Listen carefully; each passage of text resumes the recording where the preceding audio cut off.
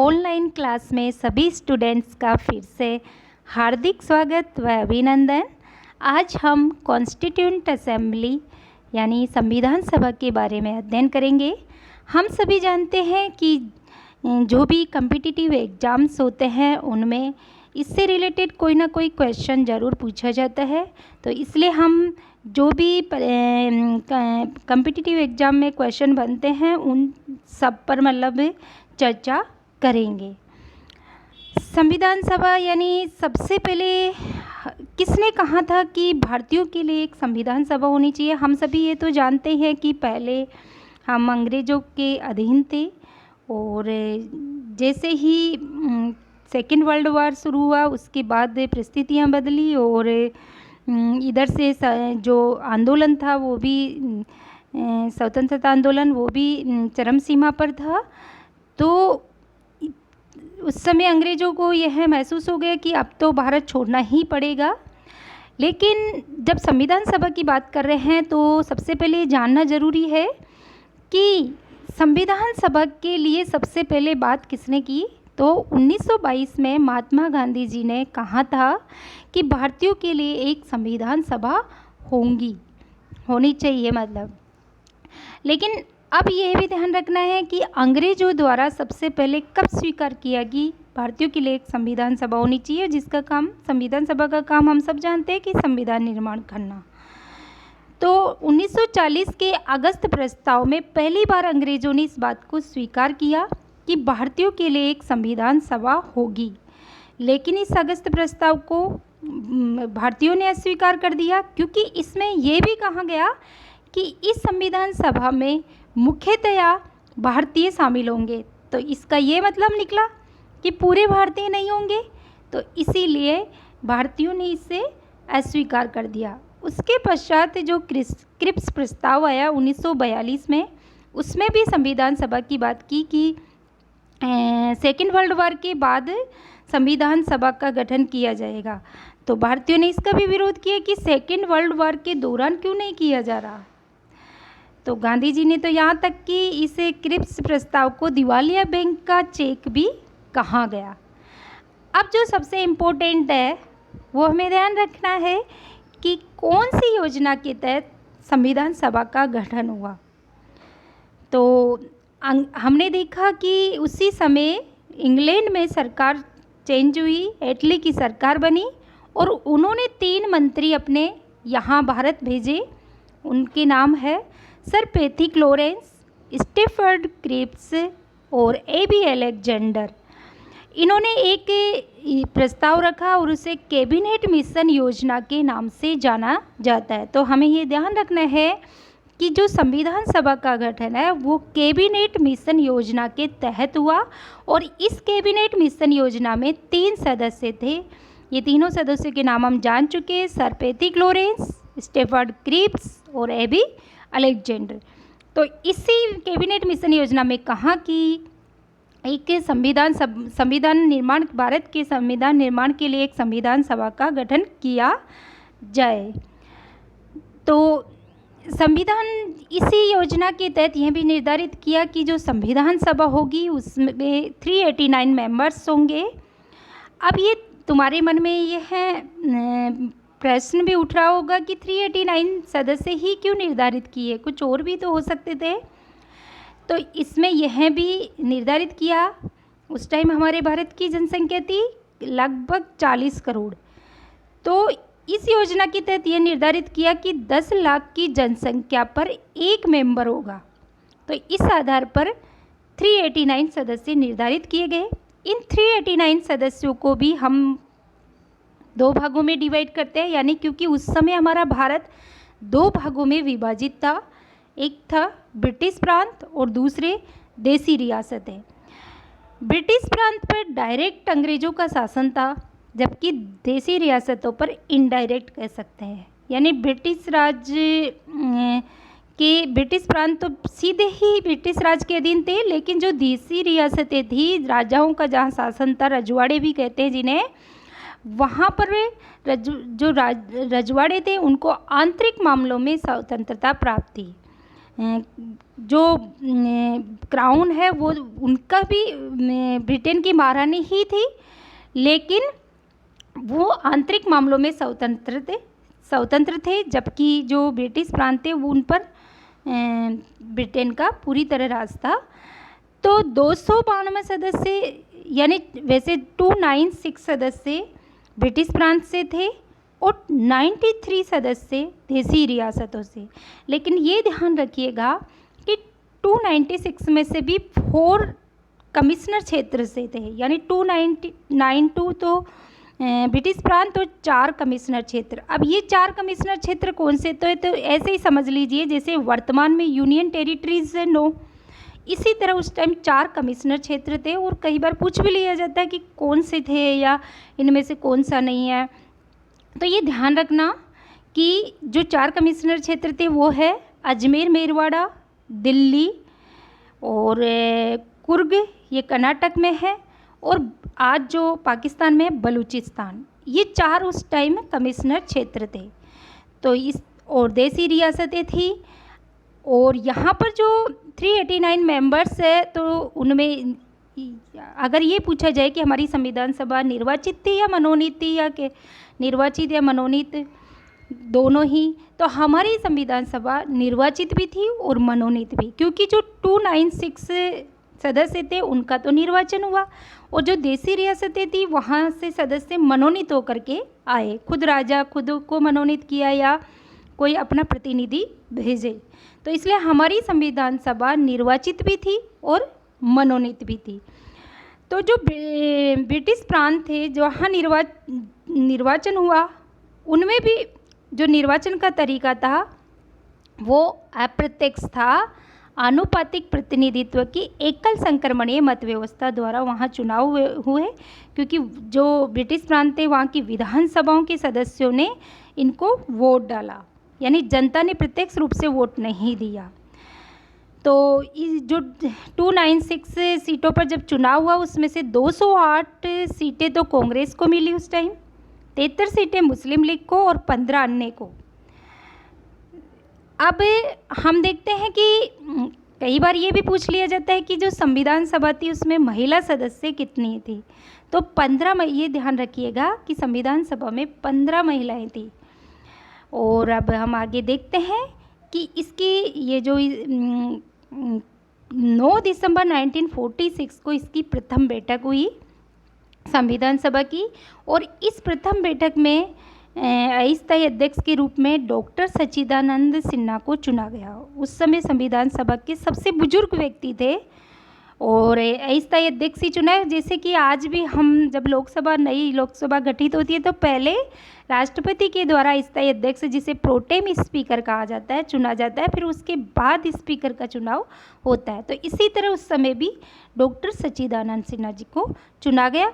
और उस समय जो प्रथम बैठक हुई थी उसमें 207 मेंबर्स उपस्थित हुए। तो अब यह एक बड़ा चौंकाने वाला मामला है कि तुम सोच रहे होंगे कि कहाँ 389 और कहाँ 207। तो इसकी वजह थी कि प्रथम बैठक का मुस्लिम लीग के द्वारा बहिष्कार किया गया। मुस्लिम लीग इसमें शामिल नहीं हुई, क्योंकि मुस्लिम लीग ये चाहती थी कि हमारी पृथक संविधान सभा वो पाकिस्तान की मांग की जा रही थी उनके द्वारा, तो उनकी की पृथक संविधान सभा होनी चाहिए। और इस प्रथम बैठक में 9 महिलाएं उपस्थित थी, लेकिन मुस्लिम लीग के साथ साथ देसी रियासतें भी शामिल नहीं हुई, क्योंकि वो भी कंफ्यूज थे कि क्या किया जाए, भारत में किस में शामिल हुआ जाए या स्वतंत्र, क्योंकि उनके स्वतंत्र रहने का भी जो इंडियन इंडिपेंडेंस एक्ट था उसमें स्वतंत्र रहने का भी उन्हें अवसर दिया गया था। इसके पश्चात फिर 11 दिसंबर 1946 को स्थायी अध्यक्ष चुने गए हैं। वो थे डॉक्टर राजेंद्र प्रसाद और उपाध्यक्ष थे H.C. मुखर्जी। 13 दिसंबर 1946 को जो उद्देश्य प्रस्ताव था नेहरू जी के द्वारा रखा गया। और उद्देश्य प्रस्ताव का मतलब क्या होता है, तो यानी भावी संविधान की रूपरेखा, इसे जो प्रस्तावना है उसका आधार भी कहा जा सकता है। तो ये 13 दिसंबर 1946 को तो ये पेश किया गया था, नेहरू जी के द्वारा पे रखा गया था, और ये 22 जनवरी 1947 को ये पास हुआ था, ये ध्यान रखिएगा। फिर संविधान निर्माण के लिए कुछ संविधान सभा के द्वारा कुछ समितियों का गठन किया। उसमें जो सबसे इम्पोर्टेंट समिति है वो है प्रारूप समिति, और ये हम अक्सर पढ़ते भी रहते हैं। तो बी जो हमारी संविधान सभा के सलाहकार थे, संवैधानिक सलाहकार BN राव, उनने संविधान का प्रारूप तैयार किया था, और इस प्रारूप पर विचार विमर्श के लिए ही प्रारूप समिति का गठन किया गया। तो इस प्रारूप समिति, जिसे ड्राफ्टिंग कमेटी भी कहा जाता है और इसे पांडुलेखन कमेटी भी कहा जाता है, इसका गठन कब किया? तो 29 अगस्त 1947 को। इसमें 7 सदस्य थे और इसके अध्यक्ष थे भीमराव अंबेडकर जी। और भी कुछ समितियां हैं, जैसे संघ संविधान समिति, तो इनके इस समिति के अध्यक्ष थे पंडित जवाहरलाल नेहरू। संघ शक्ति समिति के भी पंडित जवाहरलाल नेहरू अध्यक्ष थे। संचालन समिति, जिनके राजेंद्र प्रसाद अध्यक्ष थे। प्रांतीय संविधान समिति, जिसके सरदार वल्लभ भाई पटेल अध्यक्ष थे। अब हम देखते हैं कि संविधान सभा के कुल कितने अधिवेशन हुए, तो 12 अधिवेशन हुए। अंतिम जो इसका अधिवेशन था वो हुआ था 24 जनवरी 1950 यानी 1950 को। कई बार ये भी पूछा जाता है कि राजस्थान से, क्योंकि हम राजस्थान से रिलेटेड जो भी एग्ज़ाम होते हैं राज्य स्तर की, उसमें पूछ लिया जाता है कि राजस्थान से संविधान सभा में कितने सदस्य थे। तो ये ध्यान रखिएगा, 15 सदस्य थे राजस्थान से। महिलाएं भी संविधान सभा में 15 थी, और राजस्थान से जो संविधान सभा में सदस्य थे वो भी 15 थे। हमारा संविधान इस तरह 26 नवंबर 1949 को बनकर तैयार हो गया, और 26 नवंबर को ही आंशिक रूप से लागू कर दिया, यानी पूरी तरह नहीं, क्योंकि जो जरूरी था, कुछ संविधान के 16 अनुच्छेद थे जिन्हें 26 नवंबर 1949 को लागू किया गया। और 26 नवंबर को हमने देखा कि विधि दिवस के रूप में मनाया जाता है। लक्ष्मीमल सिंह भी थे, जिनकी मतलब इन्हीं के कहने पर ये जो 26 नवंबर है वो विधि दिवस के रूप में मनाया जाने लगा।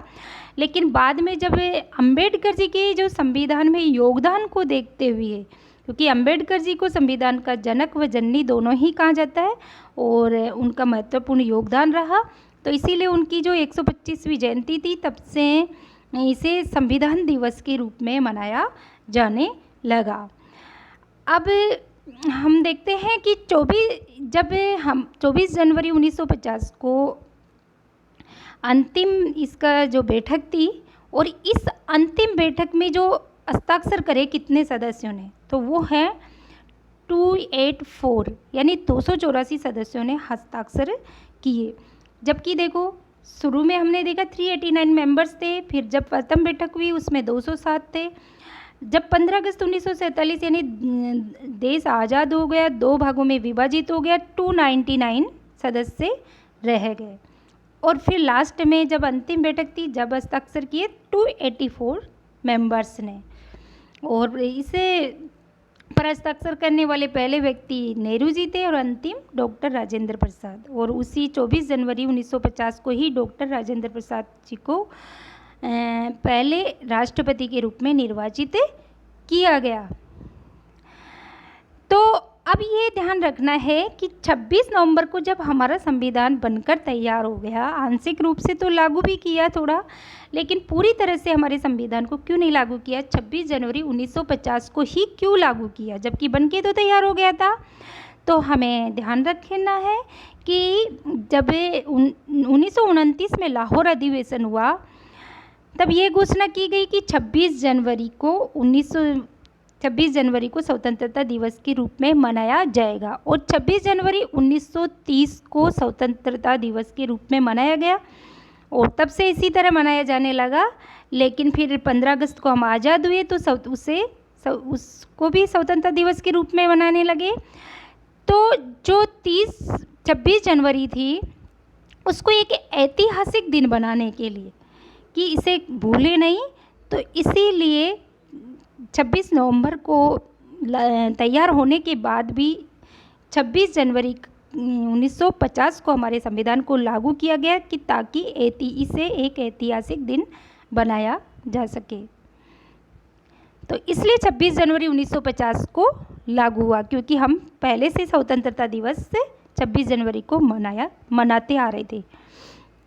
अब हम देखते हैं कि जो संविधान सभा का काम है वो क्या था, क्योंकि वैसे तो हम सभी जानते हैं कि संविधान सभा एक तरह से संविधान निर्माण, नाम से स्पष्ट हो रही है कि संविधान निर्माण के लिए संविधान सभा कुछ प्रतिनिधियों का समूह होता है और उनका काम होता है संविधान निर्माण, यानी संविधान निर्माण के लिए ही संविधान सभा का गठन किया जाता है। लेकिन जो हमारी संविधान सभा थी उसके दो काम थे, संविधान निर्माण भी था, उसी समय वो एक अंतरिम संसद, अस्थायी संसद के रूप में भी काम कर रही थी। जब संविधान 2 शिफ्टों में काम करती थी, सुबह की शिफ्ट में जब काम करती थी संविधान निर्माण के लिए, तब डॉक्टर राजेंद्र प्रसाद इसकी अध्यक्षता करते थे, और जब शाम वाली शिफ्ट में काम करती थी अंतरिम संसद के रूप में, तो जीवी मावलंकर इसकी अध्यक्षता करते थे।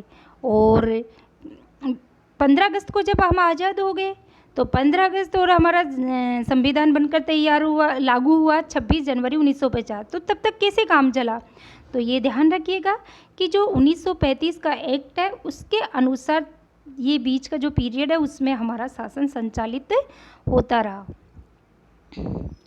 अब जब हमने संविधान बनकर तैयार हुआ तो उस समय हमने भारतीय संविधान में 22 भाग, 395 अनुच्छेद और 8 अनुसूचियाँ शामिल की।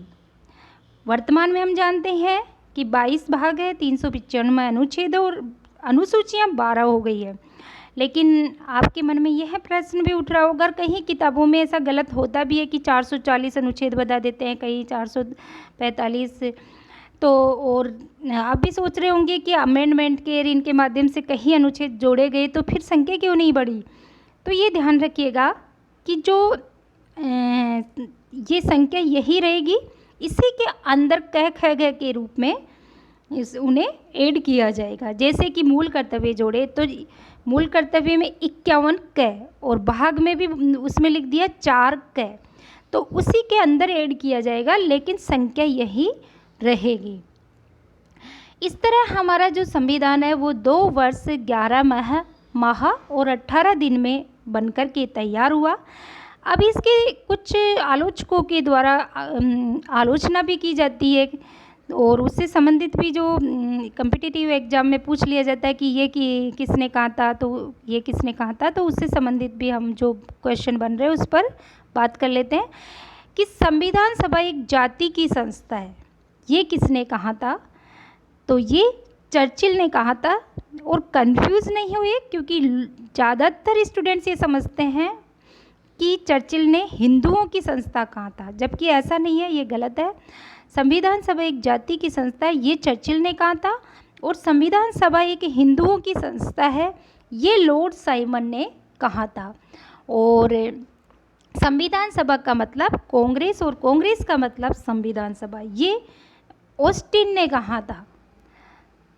तो और कई बार ये भी कहा जाता है कि हमारी संविधान सभा एक संप्रभु संस्था नहीं है। इसके पीछे वो तर्क ये देते हैं कि संविधान सभा का गठन है वो ब्रिटेन की योजना यानी कैबिनेट मिशन योजना के अनुसार हुआ। दूसरा ये भी तर्क है कि इसमें जनता ने प्रत्यक्ष रूप से भाग नहीं लिया, यानी मत उस समय ये अप्रत्यक्ष रूप से इसके सदस्य चुने गए थे और राज्यों की विधानसभाओं के द्वारा। और जो राज्य की विधानसभा के सदस्य थे उनमें भी ये था कि पहले सबको मताधिकार प्राप्त नहीं था, केवल जो शिक्षित और धनी वर्ग था उसी को मत देने का अधिकार था। तो इस आधार पर आलोचना की जाती है कि संविधान सभा संप्रभु संस्था नहीं है। और ठीक है, ये तर्क उचित भी है कि जनता इसमें प्रत्यक्ष रूप से मतलब इन्वॉल्व नहीं थी, पर फिर भी ये कह सकते हैं कि उस समय एक तो चुनाव कराना असंभव था और संविधान निर्माण का काम एक विशेषज्ञों का काम होता है जो कि इसमें शामिल थे। अगर चुनाव कराते भी सही प्रत्यक्ष रूप से भी, तो भी यही चुनाव जीत करके आते। तो मैं आई थिंक कि तुम्हें ये समझ में आया होगा। Thank you very much.